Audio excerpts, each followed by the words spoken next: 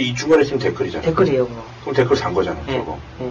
국정원이 사실은 되게 권력자에게는, 권력 가진 사람에게 되게 매력적인 기관이거든요. 문재인이 총 몇 건이에요? 1685.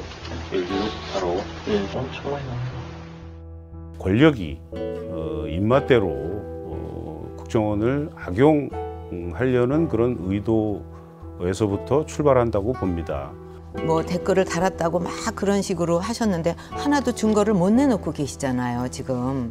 댓글이 삭제되고 있는데 지금 블랙리스트라는 의혹이 터지고 검찰 수사가 시작되면서 분명히 국정원도 관여가 됐을 가능성이 높다라는 그 의심을 계속했었고, 예술인들의 지원을 배제하는 그런 명단은 있었던 것으로. 어떤 언론도 안기부 관련 보도는 금기사항이었습니다.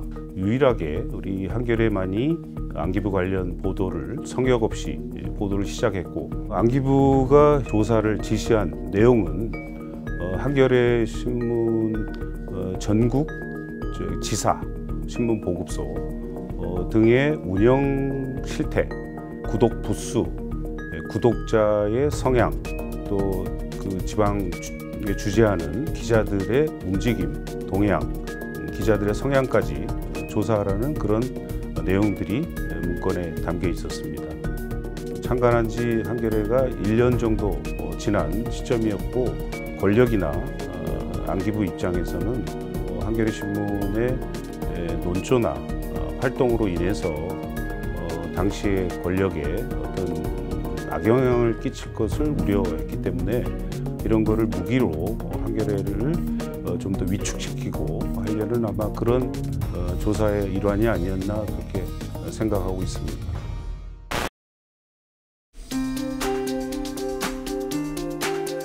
예, 2012년 12월에 처음 이 사건이 터지고 그 이후에 이제 박근혜 대통령이 당선이 되고 당시 문제가 됐었던 국정원 직원 김아무개 씨 활동들을 찾아서 오늘의 유머라는 이제 커뮤니티에 일단 이 김 씨가 썼던 91개 글을 찾아서 보도한 게 이제 2013년 1월 31일이고요. 그 뒤에 이제 원세훈 국정원장이 한 달에 한 번씩 이제 회의를 하는 과정에서 그 부하 직원들과 주요 간부들에게 지시 강조 말씀이라는 형태로 지시를 내린 4대강 관련한 이제 비판자들을 뭐 제거를 한다거나 이명박 대통령의 국정 기조들을 뭐 홍보해야 된다거나 이런 내용들이 담겨 있는 지시 내용들을 확보를 해서 그때 당시에도 보도를 했었습니다.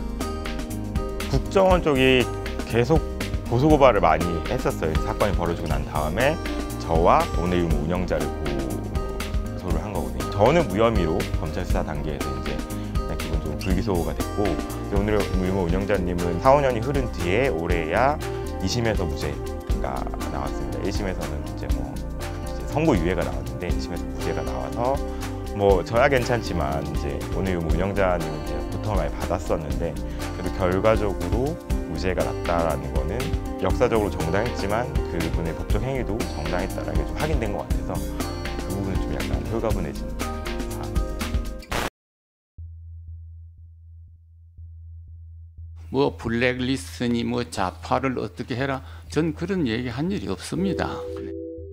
정보기관이 어떻게 한 정권의 유지를 위해서 정권 친위대처럼 움직일 수 있나, 그리고 그 잘못된 행위를 드러내야 된다는 뭔가의 사명감?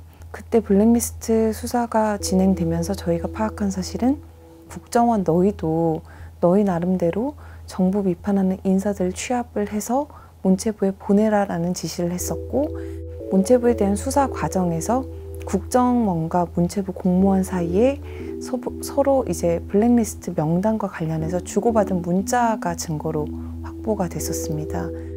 김기춘 실장의 생각이 정말 7, 80년대에 머물러 있었던 게 아닌가라는 생각이 들었습니다.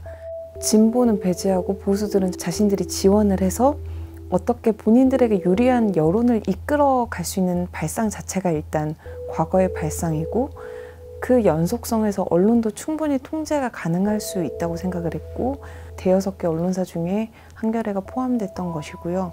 그렇게 언론에 대한 지원을 끊음으로써 당연히 언론이 길들여질 거라고 생각한 김기춘 실장과 박근혜 대통령의 생각이 일치된 대표적 사례였다고 생각합니다.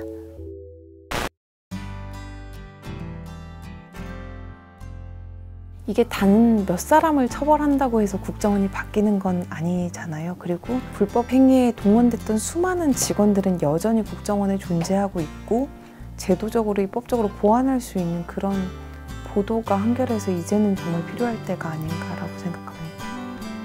사실 국정원은 좋은 취재원이기도 하잖아요. 국정원에서 이제 받을 수 있는 정보들이 많고 특히나 북한 정보가 됐건 아니면 이제 간첩 수사 관련한 정보가 많건 한겨레는 계속해서 그들을 늘 의심하고 그들의 권력 남용이나 문제들이 무엇인지 밝혀내려고 노력을 했던 자세들을 계속 가져왔었다고 생각을 하고 앞으로도 그 역할들은 계속 한겨레가 잘할 수 있고 한겨레가 해야만 되는 영역이라고 생각을 합니다.